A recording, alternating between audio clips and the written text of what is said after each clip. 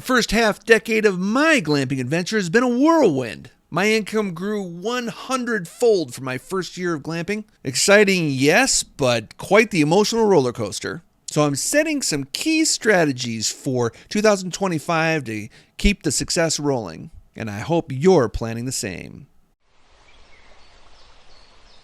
Hey, I'm Chris Dube, the Glamping Guy, and if you know my story, you know that I started off as a poor public school teacher, barely making it, threw my tent up in my backyard just to make some extra money. And fast forward to today, I'm heading into the winter season of 2024 with 2 micro resorts, permits for 36 units, and a pro forma that might just be into several millions of dollars. Now, the last 5 years has been a wild ride, but looking forth, I want to be laser focused on growth and profitability. So in 2025, I'll be implementing 3 key strategies that I believe will help scale my glamping business into new heights. So let's dive in. First, let me give you some context. 2024 wasn't exactly a smooth year for me. It not only was an uncertain election year, I think that did have something to do with the short-term rental market and especially outdoor hospitality. People were holding back on their vacations, uncertain about what the future will bring. And I personally dealt with some neighborhood resistance, and I had to fight for permits to expand my glamping dreams. Add to that a creative financing situation that expired at the end of this year, where we almost lost our second property. Yeah, it was a tense year, but we pulled through. I secured the permits and managed to close my second property, giving Monument Glamping a solid legal foundation. So here we are, early December 2024, 2 properties, 36 permitted units, and we are ready to scale. Now, we have 8 units in operation right now, but I've had to shut half of them down for the winter, which brings me to strategy number 1 for 2025. Maximize unit performance. In 2025, my number 1 main focus will be getting all 36 units up and running. Every day a unit is unopened is a missed opportunity. For those of you with glamping ambitions, this should be on your mind too. Think this way. It's like having an air conditioner in your house with the window wide open.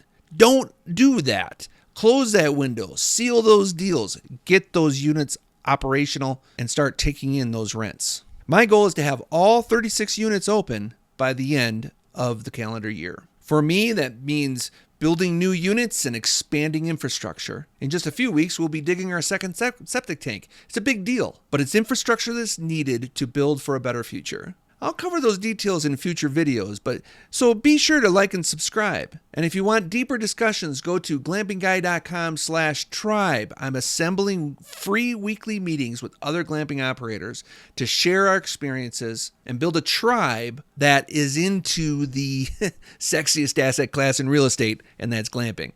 Now, as important as it is to maximize unit performance, it's equally critical to ensure that operations are running smoothly and efficiently. And that's what my second strategy is: tighten operations management. One of the challenges of growing fast is keeping operations streamlined. Now, Wendy and I love hosting guests, but we've been so busy that we've overlooked some key financial opportunities, especially tax strategies. I'm at a point in my journey where I need to think smarter about my expenses and my tax liability. With growth comes the need for smarter operations. So in 2025, I'm restructuring. I'm moving my operational expenses under a new LLC that I'll file as an S Corp. For the past few years, I, like most small business owners owning a sole proprietorship or an LLC, they take draws, and I've been taking draws, living comfortably, and it's a nice problem to have. But man, my tax burden, I get nailed. So now it's time to up my game. I'm putting myself, Wendy, and even some of my kids under a W-2. I guess I'm going back to work. But not only will this help us enjoy building the family business together, it should help us significantly to reduce our tax liability next year. But there's more about tax structure. That leads into my third strategy: separate asset management. Glamping is more than just hospitality. It's also about real estate. I make this clear in my classes and materials. Owning the land you glamp on builds wealth and turns a side hustle into a lasting legacy. Now, in 2024, I made a key move that will benefit me in 2025. I created a separate LLC for my properties.